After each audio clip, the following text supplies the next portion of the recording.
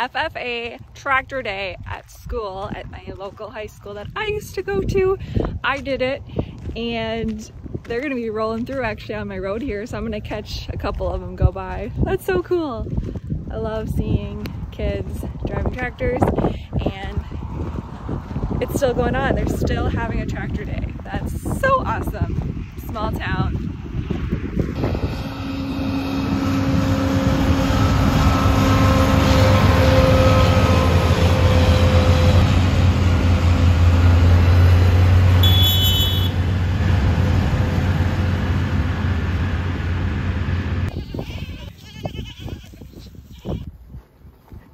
Loving the pasture life.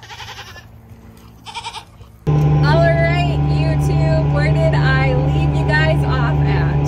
I believe it was the rain. The rain was supposed to come. So if you're new to this channel, please subscribe, and I hope you follow along all my farming adventures. Every day is different, but loving it. Anywho, if you're new to this channel, you don't really know what's going on, so I'm just going to sum up things up real quick. So the last video I had, we were planting corn. We are a no-till, strip-till operation, except this year we have worked ground for corn planted, we have strip-tilled corn planted, and we have no-till corn planted. Our strip-till unit broke down. We started off the season with like a 4-inch rain. We were kind of late to get in the fields. We got a little, like 5 days there. We really pushed hard, got a bunch in, and then we were predicted for 2 to 3 inches of rain on one day. That's where I left off. So we ended up getting just an inch. Crazy, imagine that. The weatherman was not right again. Wow, shocker. But it's all good, because we need rain for some of the crop, of course, but we don't need that much because we have a lot to get done. We didn't even start beans yet, but I am currently today here spreading.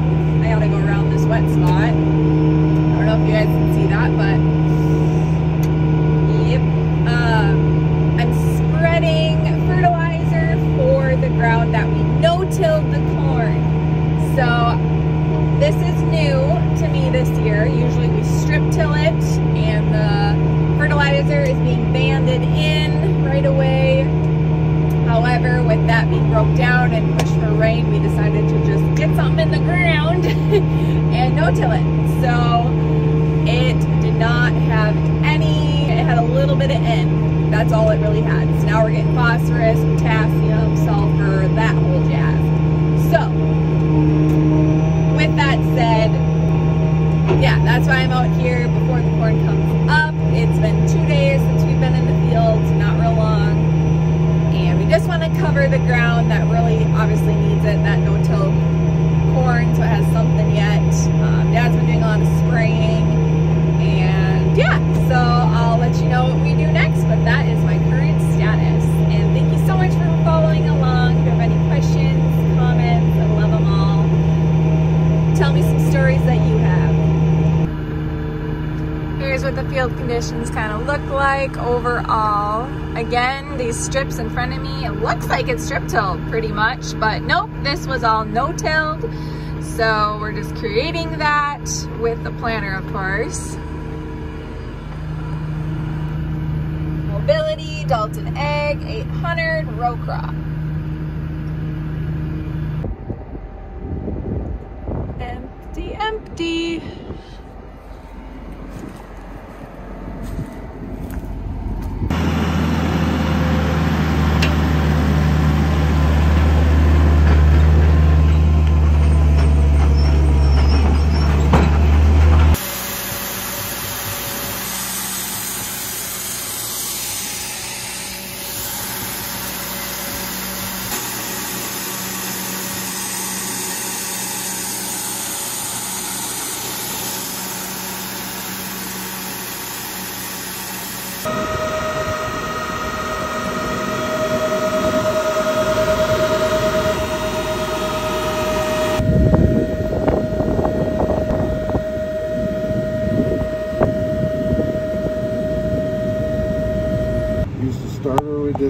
stoplight distance windows on the overlap control. So that's this page. Screen to set the amount of intentional overlap. Use the start early distance window to set an amount of intentional overlap along auto headlines. We have a spot that. Oh shoot! Again. Manual. Yeah. 11 showed walking. Before it was 14.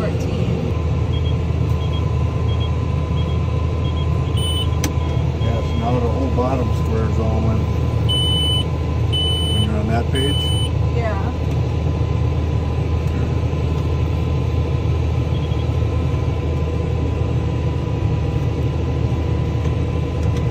See the bottom squares under the numbers here. Gray, boom.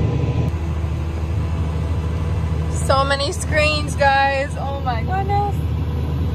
First day.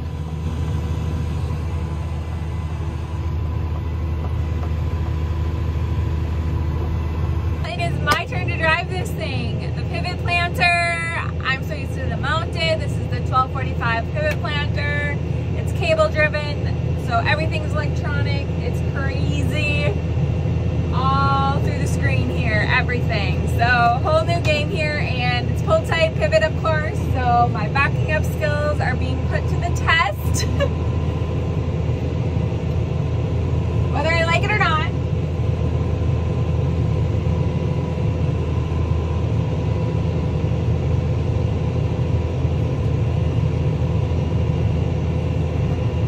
As I learn, slow and steady is gonna win the game here. But I don't have time for that because we gotta get a lot of beans done in 3 days because we got rain coming again. If you've been following along on my channel, you already know that central Minnesota, and I'm sure several other areas, have just been getting so much rain lately. So much.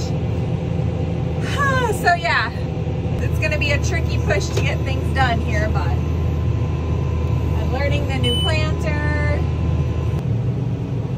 I just did outside rounds. I'm going to start going up and down the field here. It's 15-inch spacing, again 23 rows. It's a split planter, so a little bit different. It's not like a typical pivot planter, like where the wheels are located and everything. It's kind of similar to a mounted, but yeah, 15-inch spacing is what we got going here.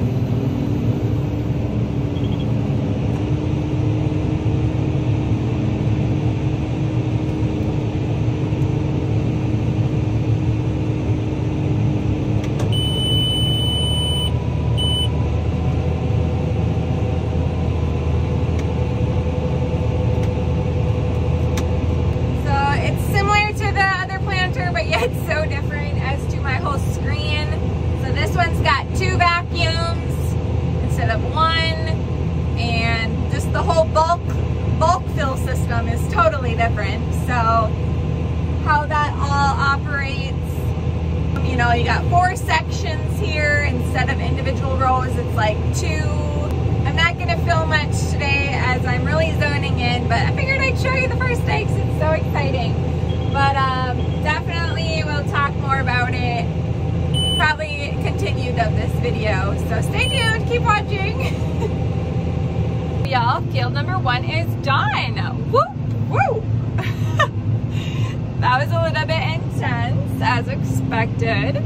My FM 1000 screen here, I'm completely, you know, used to Pro 700. I'm used to Pro 700s. Combine has Pro 700. But just being everything electronic, I'll tell you what, that's just different. Like there ain't no master switch, you start and stop, jump start, all those features. It's all, there ain't no little dial. Like they're all just buttons now. So I hope and pray that these electronics stay functioning, stay good, because it would be just like, you know, if you got a desk job and it's a computer and your computer goes down, you need to get it fixed, right? You're out of your work. That view right there pretty much sums up Plant 2024. I'm not sure why I'm seeing this red light here. really not sure. Yikes.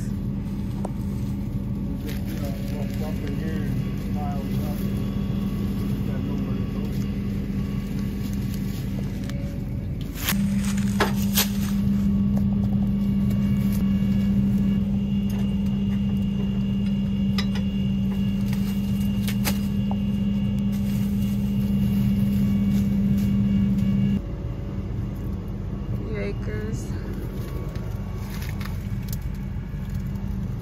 30-inch rows, I didn't really have much of an issue with it, but there's no room here. Right.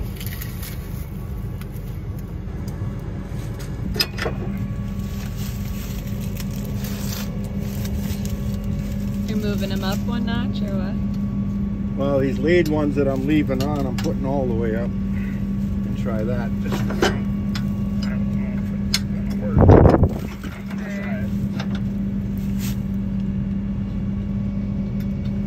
They might still be in So there. every other, yeah. Those would be your regular 12 row.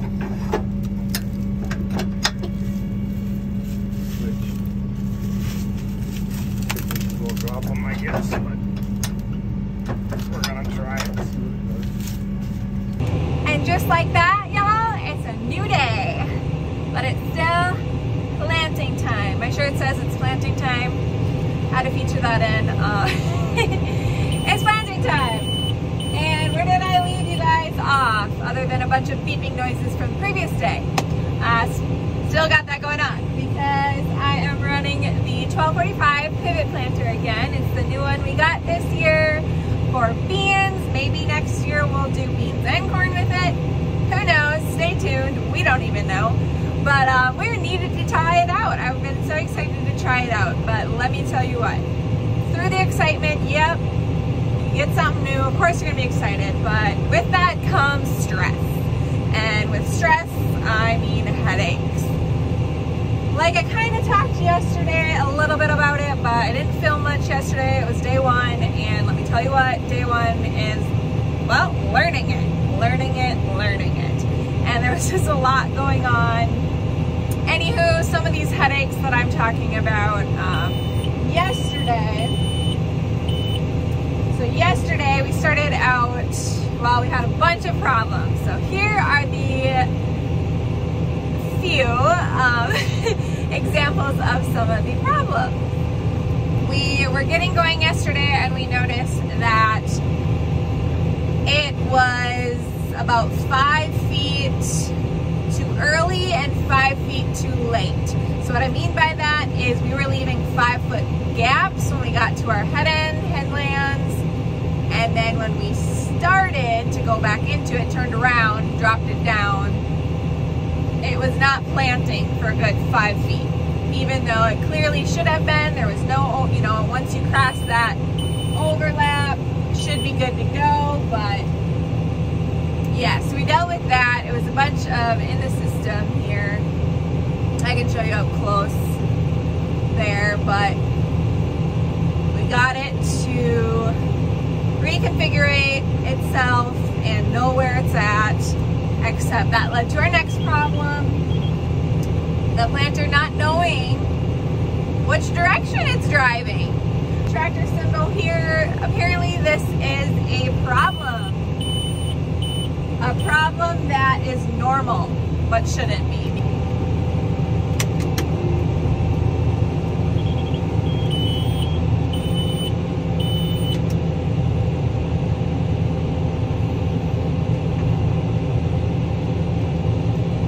Yes, I'm still driving slow because I'm just getting used to this pull type here. Gotta get the row right, that sort of thing.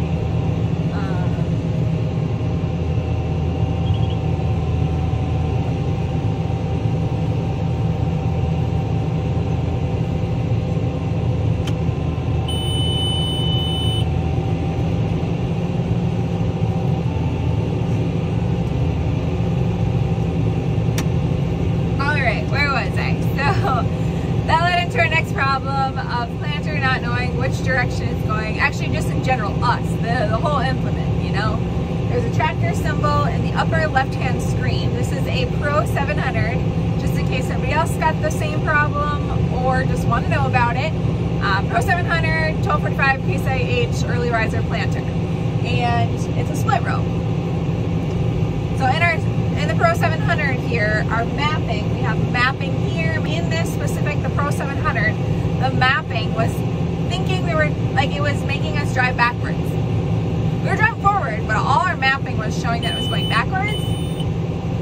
So it ended up being, our whole mapping was off, and not just that, it then would shut off. It would leave gaps in the field when we got to the end of the row because it thought we were going the other way, and it just wouldn't, it won't plant. Straight up, it just won't plant. So we need that to be going the right direction. And the thing that we're seeing is it decides randomly throughout the row here, we're going good. It's just gonna flip it around. It's gonna say that, oh, I wanna go backwards now on the mapping, so therefore I'm not going to plant where it should be. You know, it's just very complicated things that I guess come with technology and farming. So it is expected, right? We can't expect things to go smoothly. That's just wouldn't be accurate farming. So we hope for that, right? Of course. But I'll tell you what, I might be a young, you know, farm worker here, but everybody thinks that the young ones are the next generation. Not even that young. I mean, I'm not that young. But that we love this new latest greatest technology. And I do like technology and farming and precision agriculture. It's amazing. It blows my mind how this all works, and I love talking about it, and hopefully can, you know, influence others to use it or not use it. No, seriously, use it. It's great, but it is stressful, and there is way more than people think with this, because it's not just like a new app on your phone. This thing is completely controlled electronically. This screen goes down, we're down. The next thing that we noticed was, oh, like the bulk fill, the vacuums, that's all different to us. We must not have like the super fancy version where you can watch like skips and multiples like our other planter I can. I love that. Up and down every row I would simply be adjusting the vacuum. This one, they say to just set it, you know, set it at like 20 or something and go. Well, with our mounted planter, I was actually adjusting that quite frequently. Going around a big hole here, and I got a tile inlet to my right.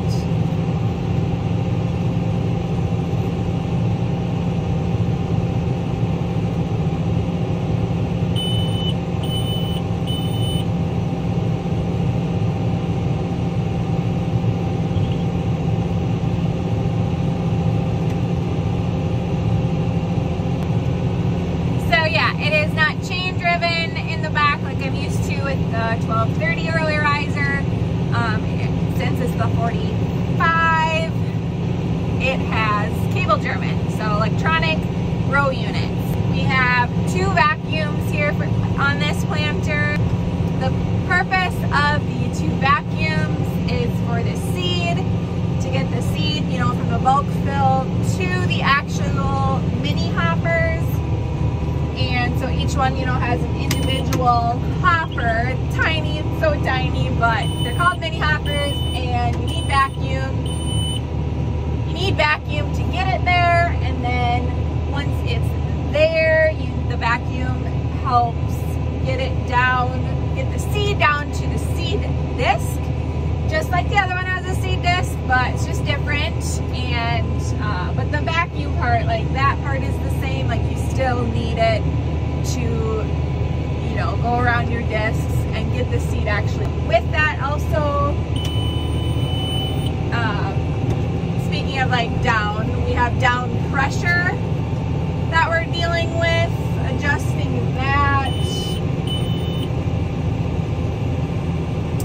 The down pressure of the gauge wheels back there is kind of how we test it, you know, if they spin, if they can't, and what down pressure we want, because if the airbags on the back there's an individual airbag on each one, and that's how it's controlling that. So again, on the screen, we select how many pounds, 80, 100, whatever you want, and that's going to control the whole unit, the whole thing, down or up. And how much you need, because you do need down pressure to get that seed in the ground. You don't want to pack it too much. You don't want to go too light. So a bunch of that going on. That is dealing with the compressor. So that's actually the thing right behind me that you might see. I can show you. But that is the compressor. That has nothing to do with automatic row shutoff like the 1230 earlier riser. That is actually what controls that or helps that. We do have automatic shutoff though. Like I can do automatic or I can do manual. It's just nothing is like levers anymore, and that's just so wild to me.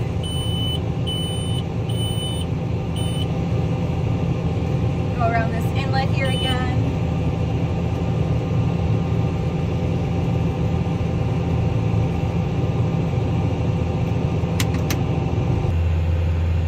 There's the inlet I'm dealing with. You can see on the Pro 700 here, the mapping, we're going in the right direction. Whoop whoop. And this is how I see all my seed. Another issue we had yesterday was just by 400 RPM, the bulk fill was too low, that it actually didn't send seed to like row 11 and 12, because again, hoses are coming out and shooting to 2, so it took 11 and 12 out. Then we were having issues with the screen said it was planting, 11 and 12 were planting, but then when Dad was following me by foot, he could see the disc, the meter, nothing was turning, so not planting. So we had miscommunication, which is crucial, because we tend to look at the screen and go by what the heck that means. We can't stop every 2 minutes, you know, but we do check how it's doing, checking our job, checking seed depth. We want to be, you know, around an inch. Because we are on the wetter side, we would go deeper with beans here in central Minnesota on our fields, no-till, if we didn't have the moisture, but we have plenty. So it's give or take a little bit, but aiming around an inch, inch and a half, 3/4 maybe. 3/4 is good. We don't want to be too deep at this point, but we really don't want to just lay them on top. We can't. They have to have some soil with them. So yeah, just playing with that, the dropping of the seed. Sometimes we were finding seed right next to each other, and sometimes it was more like it was being drilled, like where it just sprinkles where it wants. And that's not what we want with the planter here. That was the whole point of getting this planter, is to have a more precise, accurate representation of what's going in the ground, you know, singulation, population, all that jazz.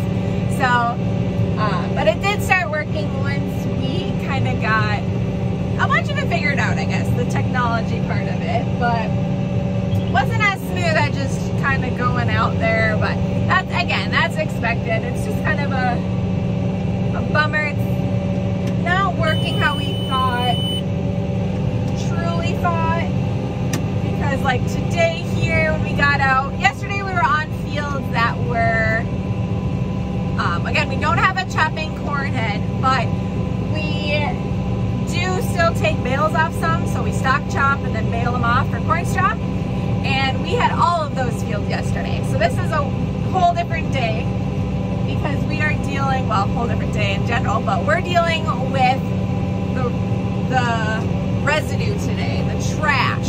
So the left, was corn ground, gonna be bean ground right now, but the stock, you know, has, and all that trash there, the residue. We have residue cleaners. Yesterday we used them. They just kind of tickled the ground good. We love them on our 1230 early riser, love them, but that again is 30-inch row spacing. It pushed it away just enough, made that good trench. Here with this one, now we're, you know, we're only got 15 inches in between our rows, and that is, well, very different in general, but the residue cleaners, the trash, whatever you want to call them, they are not working like we thought. We actually had to take every other one off, because what was happening, it was completely bunching up, clogging things, and not pushing it out of the way. It was just making clumps and getting clogged on the actual unit, and it just doesn't work. So that's a bummer. We thought maybe it might work differently. The one on the end, the previous owner must have had a Yetter, just like threw a Yetter one on the end. That one's close together, so maybe if we tried that, more of those, I don't know. But currently the ones that are on there are just pushing too much and they don't got enough room to go away. So not really liking that, because we are no-till, you know, strip till, well, literally no-tilling the beans right now. So that does matter to get that away, to get it in the ground good. But right now we have every other on still, and they're above. They're really not doing much. So we'll see what we like. This year is obviously, you know, learning year. So what we do this year will probably not be what we do next year. That's farming. You're constantly changing and thinking, how can we do this better? Anybody else out there no-tills, please give me feedback. Like, nobody's perfect. I'm not perfect. That's not what this is about. But just in general, like talking about different areas of farming, because like what I do here might not work for somebody 10 minutes away. That's how much it varies in cropland, not just states. It's not just states away. So it is literally your soil type, what kind of ground you got, sandy, loamy, you know, clay, whatever. So it is not just, hey, this is what I do, it's gonna work for you. Nope, that is not how it works. And we're learning that. So previous owner, you know, what they did in Kansas is not what we're able to do here in Minnesota. But the concept is still there, and the no-till part of it is still there. We just gotta find what works for us. And yeah, I guess if anybody has any, you know, similar situation about using a 1245 in no-till, you know, let me know. I love hearing things, whether it'll help us or not. I just love hearing about it. Who out there has something like this? Who knows nothing about this and maybe learned something today? Yeah, I love talking farming. If you haven't got that through through this channel, then obviously you haven't watched enough of my videos. Because yeah. Alright everybody, I've been talking way too much here. I'm going to continue this video, part 2, coming Sunday.